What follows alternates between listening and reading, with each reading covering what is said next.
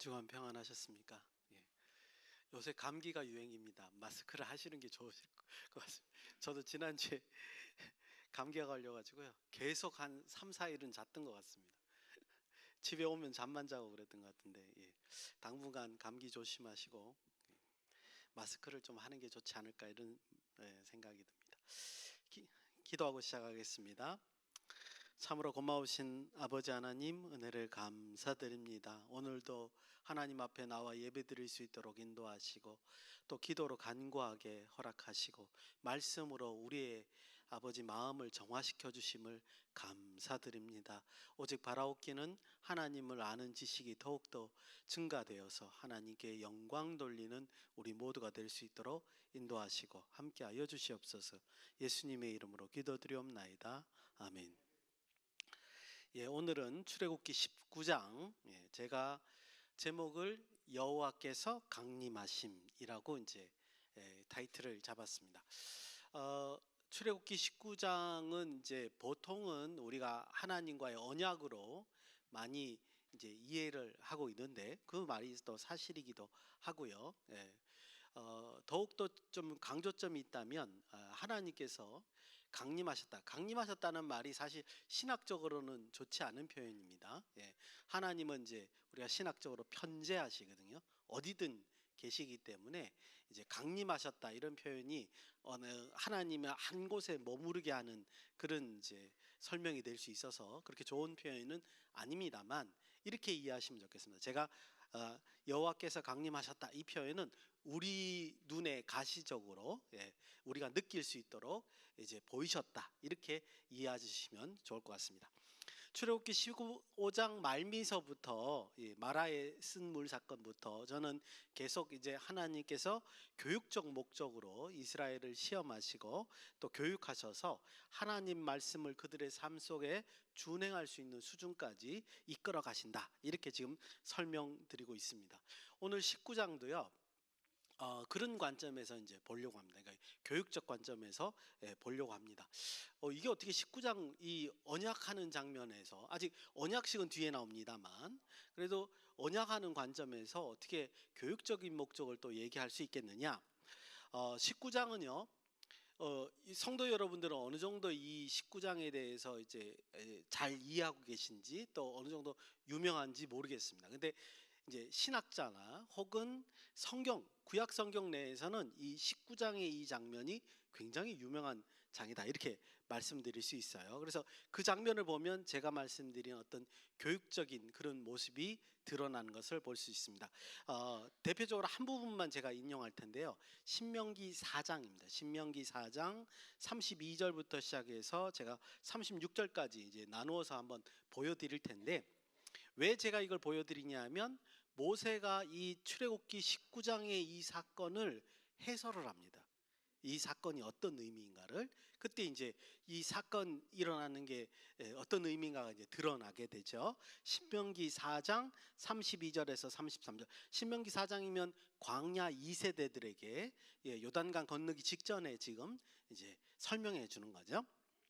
32절 33절 제가 빨리 한번 읽어보겠습니다. 네가 있기 전에 하나님이 사람을 세상에 창조하신 날부터 지금까지 지나간 날을 상고하여 보라. 하늘 이 끝에서 저 끝까지 이런 일이 있었느냐? 이런 일을 들은 적이 있었느냐? 어떤 국민이 분을 가운데서 말씀하시는 하나님의 음성을 너처럼 듣고 생존하였느냐? 지금 출애굽기 19장의 사건을 이렇게 지금 묘사하고 있다는 거죠. 조금 있다가 이 19장 자체의 의미가 뭔가를 이제 조금 살펴볼 겁니다. 근데 지금 모세가 지금 광야 2세대들에게 강조하고 있는 부분은 뭐죠? 하나님께서 직접 강림하셨다는 거예요. 이 땅에 시내산에 강림하셨다는 걸 제가 어떻게 이해하라고요? 보이셨다는, 드러내셨다는 거예요. 이스라엘 백성에게 하나님 자신을 드러내셨다 이렇게 지금 증거하는 거예요. 지금 4장에서도 뭐라 그러냐면 하나님께서 직접 음성을 들려주셨다 이거죠. 다음 주에 할 20장이 바로 그겁니다. 그때의 10계명 20장에 10계명이 나오는데요. 그 10계명은 아주 독특하게도 하늘에서 이스라엘 백성에게 음성으로 들려주시는 10계명입니다. 돌판에 쓰기 전에 먼저 들려주시는 거죠. 그리고 하나님께서는 직접 살아계신 분인 것을 이스라엘 백성에게 드러내시고, 그리고 좀 있게 될 이제 언약을 이제 하시는 장면, 그 유일한 사건이 지금 19장이다, 이렇게 말씀드릴 수 있습니다. 이제 우리는 이제 이 사건을 보면서 이런 생각을 하죠. 왜 이런 일을 하나님께서 보셨을까? 그죠? 굳이 이렇게 하지 않으셔도 되는데 누구를 위한 것일까? 이제 제가 말씀드린 교육적 목적이 드러납니다. 역시 신명기 4장 35절에서 36절도 역시 그런 내용이 들어있죠. 제가 또 읽어드리겠습니다. 35절입니다. 이것을 내게 나타내시면, 모세가 지금 설명하는 거예요. 여호와는 하나님이시요 그 외에 다른 신이 없음을 네게 알게 하려 하십니다. 이게 하나님 목적이었다는 거예요. 36절, 여호와께서 너를 교훈하시려고 하늘에서부터 그의 음성을 내게 듣게 하시며 땅에서는 그의 큰 불을 내게 보이고 내가 불 가운데서 나오는 그의 말씀을 듣게 하셨느니라. 여기 너무 분명하죠, 그죠? 왜 하나님께서 직접 이스라엘 백성들에게 현년의 모습들을 보여주셨는가, 하나님이 하셨는가? 이거는 뭐냐면 다름 아니라 하나님께서 살아계신 하나님, 유일하신 살아계신 하나님이고 역사하신 하나님이고, 그리고 조금 이따 이제 언약을 하실 텐데 그 언약을 반드시 하나님은 지키실 것이라는 걸 보여주신다는 거죠. 여러분도 한번 생각을 해 보십시오. 신이 만약에 뭐 로마나 그리스 신화에 나오는 것처럼 다양히 많다고 생각해 보십시오. 그러면 한 신이 어떤 일을 하려고 할 때 다른 신이 방해할 수 있을 거 아니에요, 그렇죠? 그렇다는 것은 어떤 백성에게 약속을 한다는 게 불가능한 얘기예요. 실현 안 될 수도 있거든요, 다른 신이 반응하면. 근데 하나님은 유일하시기 때문에 하나님의 백성에게 약속을 하시고 영원히 지키겠다 약속을 하시고 또 지키시고, 그 말은 곧 뒤집어 말하면 하나님께서 유일하신 하나님, 한 분 신인, 한 분 신이시다, 이렇게 말씀드릴 수 있는 거죠.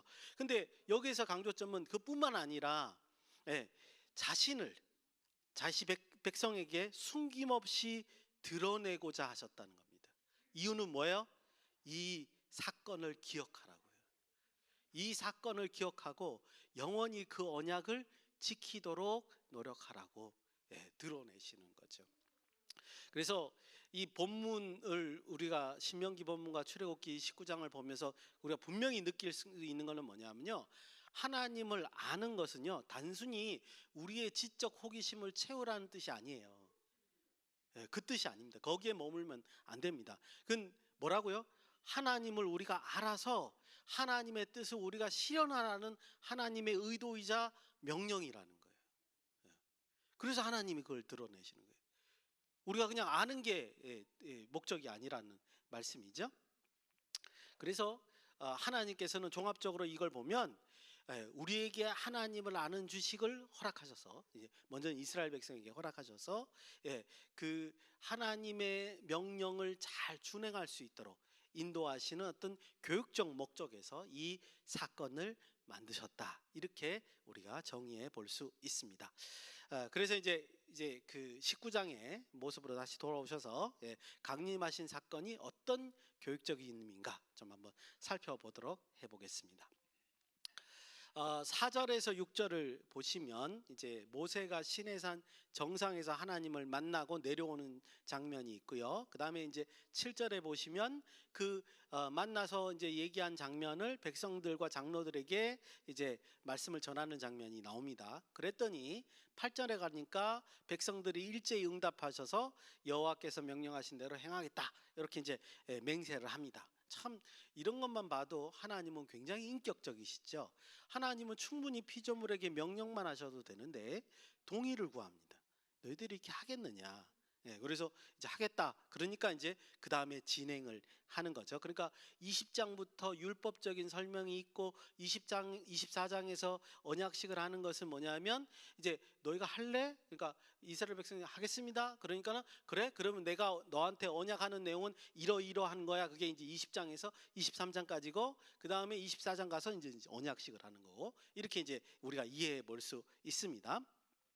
도대체 그러면 이제 그 중심 골격은 뭐냐? 4절에서 6절의 말씀이죠. 먼저 4절 우리가 한번 같이 읽어보겠습니다. 시작. 내가 애굽 사람에게 어떻게 행하였음과 내가 어떻게 독수리 날개로 너희를 업어 내게로 인도하였음을 너희가 보았노라. 아멘. 3개월 전에 이제 그 홍해를 건너는 사건들, 그죠? 그 이전에 또 뭐 10가지 재앙들, 이런 사건을 다 뭉뚱그려서 하나님은 이렇게 말씀하십니다. 내가 너희를 어떻게 지금 인도하였는지 아느냐? 예, 마치 독수리 날개로 너희를 업어서 지금 이 시내산까지 인도한 것이다. 이렇게 지금 얘기를 합니다. 이게 지금 하나님께서 이스라엘 백성들에게 언약하기 전에 생색을 내시는 걸까요? 아닙니다. 그 뜻이 아니고 너희가 겪어왔던 지금까지의 일들을 상고해 보라는 거예요. 이게 우연이었냐, 너희들에게 행한 행운이었냐, 아니면 너희들의 능력으로 지금 이렇게 온 거냐 한번 생각해 보라는 거예요. 아니지 않냐. 내가 기적의 손길의 연속으로 너희를 여기까지 인도한 거 아니냐. 그죠? 그들에게 지금 동의를 구하는 거죠. 그러면서 하나님이 말씀하신 건 이 얘기예요. 내 능력이 너희들을 충분히 구원할 만한 능력이 되지? 너희도 동의하지? 이렇게 묻는 거예요. 그죠? 그러고 난 다음에 이제 5절 6절입니다. 제가 읽겠습니다. 세계가 다 내게 속하였나니. 너희가 한번 생각해 봤어? 그러고 보니까는 이 세상의 모든 일은 내 손에서 일어난다는 걸 너희들이 알 수 있겠지, 이 말씀이죠. 너희가 내 말을 잘 듣고 내 언약을 지키면 너희는 모든 민족 중에 내 소유가 되겠고, 6절 너희가 내게 대하여 제사장 나라가 되며 거룩한 백성이 되리라. 너는 이 말을 이스라엘 자손에게 전할지니라. 이걸 이제 모세를 통해서 이스라엘 자손에게 전해라, 이런 말인 거죠. 여러분들 두 가지 약속 말씀을 하시는 겁니다. 첫 번째는 전 세계가 하나님께 속했다. 이 증거는 이미 4절에서 얘기했죠. 너희가 어떻게 이 땅까지 왔는 거 기억나지? 내가 이 세계를 다 소유하고 있는 거 이해할 수 있겠지? 그렇게 말씀하신 거예요. 두 번째는 뭐냐면 세계를 소유하신 하나님이 이스라엘 백성들과 언약을 맺고 싶다는 거예요. 너희가 그 하나님의 명령을 잘만 따르면 하나님께서는 만백성 가운데 이스라엘을 어떻게 만들겠다고요? 특별 대우하고 제사장 나라로 삼고 거룩한 백성으로 삼아 주시겠다, 이렇게 말씀하시는 겁니다. 제사장 나라가 뭐냐? 아마도 구약에 있는 제사장의 역할을 이스라엘 백성들이 이제 하는 것을 말하는 것 같은데요. 제사장은 이제 구약에 보면 하나님과 죄에 있는 백성 사이의 관계를 다시 연결시켜 주는 거죠. 즉 죄를 사하게 하는 역할을 하는 겁니다. 제사장이, 그죠? 제사를 통해서. 그래서 그걸 하나님과 백성을 다시 화해하고 서로 함께 동행할 수 있도록 만들어준 역할이 제사장의 역할이거든요. 즉 이스라엘이 세계 사람들과 하나님과의 연결해서 제사장 나라가 된다는 건, 제사장 나라의 역할을 감당한다는 말은 온 인류가 하나님과 동행할 수 있도록 온 인류의 죄를 이제 없애주는 그런 역할을 담당하게 될 것이다, 그런 얘기가 되는 거죠. 이때 단 하나의 조건은 뭐냐? 하나님의 말씀을 잘 청종하고 언약을 잘 지키면 된다. 그러면 이스라엘 백성을 제사장 나라로 삼아서 온 인류를 하나님과 동행하게 하겠다, 이렇게 지금 말씀하시는 거죠. 그랬더니 이제 다시 8절로 돌아오십니다. 이스라엘 백성들이 우리가 다 행하리이다, 이렇게 이제 동의를 합니다. 그리고 이제 앞으로 언약이 이제 성립이 되는 거죠. 그러면 아까 말씀드린 대로 이제 20장부터 어떤 사건들이 이제 벌어지냐면 하나님이 이제 조건을 말씀하신 거예요. 이걸 따라라, 이렇게 말씀하십니다. 그 첫 번째 계명이 뭐죠? 십계명인 거죠, 그죠? 십계명을 쭉 말씀하시고 또 21장부터 또 언약에 대한, 율법에 대한 내용들이 이제 나오는 것을 우리가 볼 수 있습니다. 그런데 이제 이런 앞에 이스라엘이 어떻게 하나님 말씀을 섬겨야 되냐, 이 기본적인 원리는 깨달았어요. 이제 제사장 나라가 되는 거구나. 그래서 하나님 말씀을 이제 잘 지켜야 되는구나. 여기까지는 이제 알았는데, 그 다음에 이제 본격적인 이야기가 벌어지기 이전에 한 가지 특별한 사건이 이제 나타난다는 겁니다. 그게 뭐냐면 아까 말씀드린 대로 시내산에 하나님이 강림하시는 사건이라는 거죠. 직접 이제 이렇게 내려오신다, 이런 표현보다는 드러내시는 거예요. 이스라엘 백성에게, 많은 사람들에게 드러내시는 겁니다. 여러분들 성경을 한번 보십시오. 몇몇 창세기에 나오는 몇몇 이제 언약을 한 사람들에게 말씀을 전했는데 구체적으로 그 표현이 안 나와 있어요. 어떻게 말씀을 하셨는지, 인간의 몸으로 오셔서 말씀하셨는지 잘 모릅니다. 그죠? 예. 근데 또 뒤에 이제 구약 성경 뒤에 보면 선지자들에게는 보통 보면 환상으로 오셨어요. 꿈에서 오거나 환상 중에 오셔서 이제 하나님께서 드러내시고 말씀을 하시는 장면을 봅니다. 그리고 이제 마지막 심판 때 계시록에 보면 또 하나님을 이제 볼 수 있는 모습들이 우리가 보이기도 합니다. 그런데 중요한 것은 뭐냐면 이렇게 많은 사람들에게 한꺼번에 나타나셔서 말씀을 직접 하시고 하나님 자신을 드러내시는 사건은 이 출애굽기 19장이 유일한 사건이라는 거죠. 엄청난 사건이라는 거죠. 놀라운 사건이라는 거죠. 이러지 않으셔도 되는데 이렇게 일부러 하셨다는 겁니다. 그래서 이제 그 목적은 아까 말씀드린 교육시키기 위한 것이고요. 그 다음에 그 강림하실 때 어떤 일이 있었는가가 어쩌면 우리 신앙생활을 하는데 어떤 태도의 기준점이 된다 그럴까요? 그런 모습들을 좀 볼 수 있을 것 같습니다. 그래서 제가 두 가지 주제로 요약을 해서 말씀을 드리겠습니다. 첫 번째 주제는 뭐냐 하면 거룩에 대한 절차입니다. 하나님께서는 이스라엘을 만나기 전에 꼭 성결할 것을 이제 명령을 하시죠. 10절에 보니까 이렇게 말합니다. 오늘과 내일 즉 이틀간의 옷을 빨고 여인을 가까이지 않고 성결하고 있다가 셋째 날 만나기를 준비해라. 이렇게 이제 말씀하시는 장면이 있죠. 이 장면을 보면서 우리가 느끼는 것은 이런 겁니다. 하나님이 왜 이렇게 꼼꼼하게 이런 부분을 체크해서 명령하실까? 그리고 이게 무슨 의미가 있을까? 이렇게 이제 그 옷을 빨고 여인을 가까지 않고 성결하고 있다가, 그러니까 옷을 빨라는 거는 이제 몸도 씻으라는 얘기죠. 예, 그런 행위를 이렇게 할까? 여기 이 장면에서는 나오진 않지만 나중에 이제 레위기를 쭉 찬찬히 보다 보면 이 깨끗하게 하는 행위가 무엇을 의미하는가를 이제 이해할 수 있습니다. 거룩을 가르치는 거죠.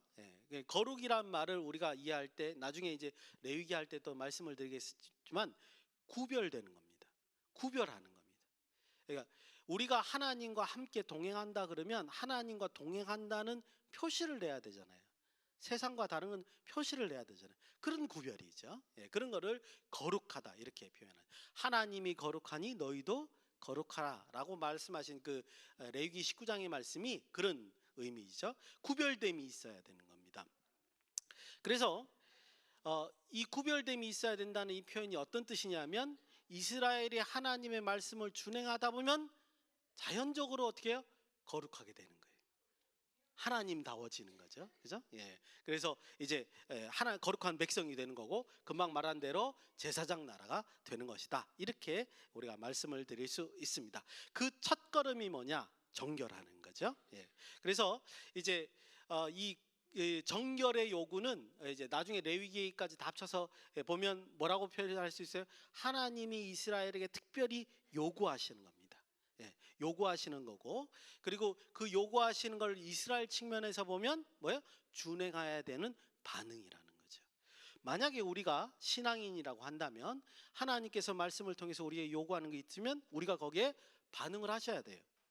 반응하시지 않으면 뭐예요? 우리가 거룩한 나라가 자연적으로 되는 게 아니라는 것을 여기서 우리가 알 수 있습니다. 두 번째죠. 두 번째 주제는 뭐냐면 거룩의 정도에 따라서 접근의 허용 범위가 다르다는 것을 또 잘 보여주고 있습니다. 이게 어쩌면 잘 이해가 잘 안 가실 수 있는데 12절을 지금 읽어볼 텐데요. 먼저 이 12절 내용이 무엇인가? 19장 12절입니다. 한번 같이 읽어보겠습니다. 시작.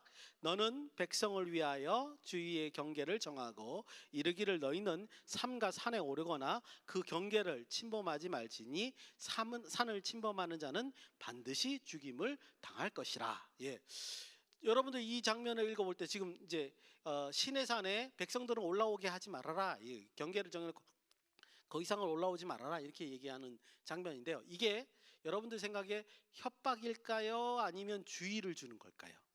이게 주의를 주는 겁니다. 협박이 아니죠. 아니 지금 이제 분위기가 언약을 맺는 분위기니까 협박은 안 하시겠죠. 주의를 주는 것인데, 근데 이게 왜 이러느냐 이거죠. 왜 이런 주의를 주실까? 하나님 만나면 좋을 텐데 24절 제가 한번 읽어보겠습니다.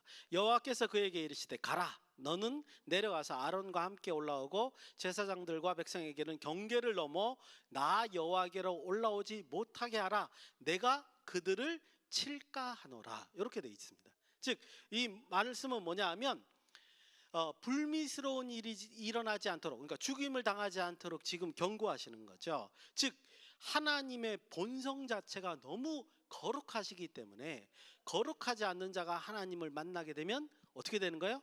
바로 그 자리에서 심판을 받는 거예요.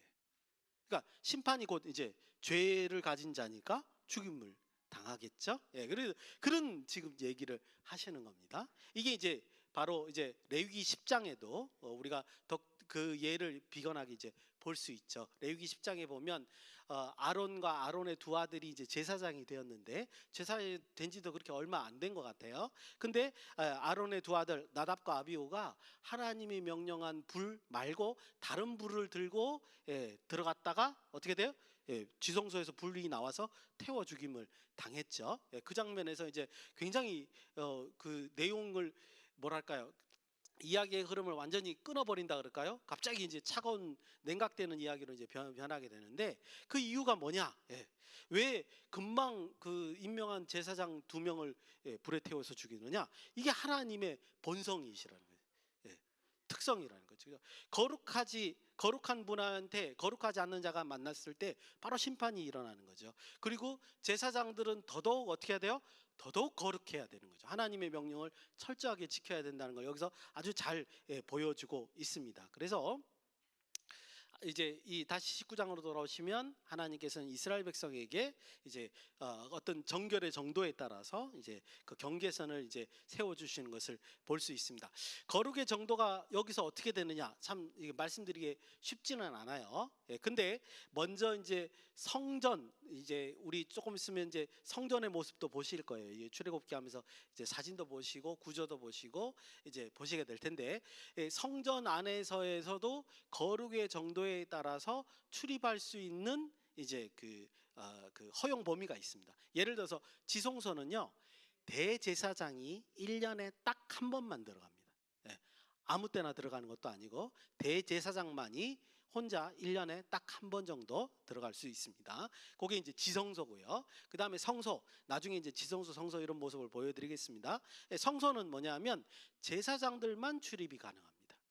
아무나 들어갈 수 없죠. 그 다음에 이제 백성들은 어디냐? 성막 그 뜰까지만 들어가죠. 그때 그것도 아무나 들어가는 게 아니라 제사를 드릴 때 이제 거기를 들어갈 수 있고, 뭐 레위인도 당연히 거기까지 들어갈 수 있고, 이런 것을 볼 수 있습니다. 이와 유사하게 여기 19장을 내용을 이렇게 쫙 보고 24장까지 내용들을 이렇게 보면 경계선들이 있어요. 모세는 시내산 정상까지 갈 수 있는 것을 우리가 볼 수 있고요. 나중에 24장까지 보니까 70장로들이 시내산 중턱까지, 그러니까 아론과 아론의 두 아들, 그 다음에 이제 70인 장로들은 시내산 중턱까지 올라갈 수 있고요. 그 다음에 백성들은 이제 절대로 못 올라오도록 이렇게 이제 말씀하신 장면을 볼 수 있습니다. 그래서 이제 그 정결의 정도에 따라서 이렇게 거룩의 정도에 따라서 이제 허용할 수 있는 범위를 정해 주시는 걸 볼 수 있습니다. 그럼 우리가 자연스러워 의문이 생기죠. 왜 이렇게 하셨을까? 왜 이렇게 거룩의 정도에 따라서 접근을, 허용을, 차등을 두시는 것일까? 여러분들 이거 이상하게 생각하지 마십시오. 이거는 내용을 이제 성전에 있는 모형을 따라서 우리가 해석을 해보면 직무에 따른 차등이에요. 직무에 따른 거예요. 기본적으로 일에 따른 거죠. 제사장이 그 거룩한 임무를 맡았기 때문에 그까지 허용하는 거죠. 그 대신 중요한 거는 뭐냐면 하나님을 가까이 모시면 모일수록 그 사람들은 더 엄한 그 규정이 있는 거죠. 정결을 요구하십니다. 근데 모든 사람에게 그렇게 요구를 하면 힘들잖아요. 그러니까 이것도 일종의 은혜의 방편인 거죠. 직무에 따라서 성결의 정결을 나누되 그 대신 이제 엄격하게 지켜야 돼. 그 직무를 담당하지 않는 자에까지 그렇게 엄격한 거룩을 요구하지 않으시는 거죠. 이것도 은혜의 방편입니다. 이건 절대로 차별이 아니라 직무에 따른 것이고, 또한 배려, 하나님의 은혜의 배려의 어떤 모습이기도 하다. 이렇게 이제 말씀드릴 수 있는 겁니다. 자, 그래서 이제 출애굽기 19장 말씀을 우리가 교육적인 관점에서 한번 살펴봤는데요. 정리하면 이렇습니다. 이제 이스라엘은 하나님과 어느 정도 언약을 맺을 정도의 수준에 이르는 것 같습니다. 살아계신 하나님, 자신들에게 역사하시는 하나님, 이 정도로 이제 머물고 있다가 19장에 와서는 뭐냐면 말씀하시는 하나님으로 인식할 수 있는 수준에 이른 거죠. 그래서 동시에 하나님은 그냥 말씀으로 전달되는 하나님이 아니라 이스라엘에게 이제는 뭐요? 역사하시고 소통하시고 만나시는 하나님으로 이제 등장하고 계십니다. 그러면서 동시에 하나님께서는 그 이스라엘 백성들에게 거룩을 요구하시는 것을 볼 수 있죠. 여러분들, 이 관점에서 우리가 거룩을 생각하셔야 됩니다. 마찬가지로 현대에서도 하나님께서 우리에게 요구하시는 거룩이 있죠. 첫 번째 거룩은 구별이라고 그랬어요. 첫 번째로 요구하는 게 뭐죠? 주일 성수. 그죠? 이건 기본적인 우리에게 가지고 있는 거룩의 요구라는 거죠. 그러니까 여러분들 이 거룩의 요구를 어떻게 해야 돼? 우리는 당연히 수용을 하셔야 됩니다. 이거를 하지 않으시면, 이런 세상과의 구별이 있지 않으면 그건 정결하지 않는 거예요. 구약으로 말하면, 그죠? 하나님 앞에 거룩하지 않는 거예요. 그 옳지 않은 것이다, 이렇게 말씀드릴 수 있습니다. 그래서 오늘 19장을 통해서 우리가 이 교육의 관점에 봤을 때 여기서 분명히 한 가지 알 수 있는 것은 뭐냐면, 하나님과 동행하기를 원한다, 그런 분이 계시다면 하나님의 거룩의 요구의 내용을 먼저 아셔야 됩니다. 그렇죠? 아시고 그 의미를 깨닫고, 그리고 그 요구에 반응을 하셔야 되죠. 거룩한 반응을 하셔야 됩니다. 그리고 그것이 우리를 거룩하게 만드는 그런 것까지도 여러분들이 이해를 하셔야 된다, 이렇게 말씀드릴 수 있습니다. 그래서 이제 20장부터 나와 있는 이제 십계명부터 여러 가지 율법들, 이제부터 이제 율법들이 소개되고 있습니다. 물론 저기 성전을 만드는 것도 마찬가지죠. 성막을 만드는 과정도 그렇습니다. 이제 20장부터 이제 율법이 시작되는데요. 앞으로의 내용을 여러분들이 잘 이해하셔야 됩니다. 율법은 우리가 왜 알아야 돼? 그렇게 생각하지 마시고요. 율법에 들어있는 하나님의 거룩한 요구가 무엇인가 이제 깨달으시길 바라고, 또 우리에게 주어진 기본적인 거룩의 요구가 무엇인가 깨달으시고 하나님과 동행하시는 그런 삶이 되시기를 예수님의 이름으로 축원드립니다. 기도하시겠습니다. 고마우신 아버지 하나님, 은혜를 감사드립니다. 우리의 지혜를 넓게 하여 주시사 하나님의 뜻이 무엇인지 분명히 깨달을 수 있는 은혜를 허락하여 주시옵소서. 그래서 하나님과 동행하며 가까이 사는 우리 모두가 될 수 있도록 인도하시고 함께하여 주시옵소서. 예수님의 이름으로 기도드리옵나이다. 아멘.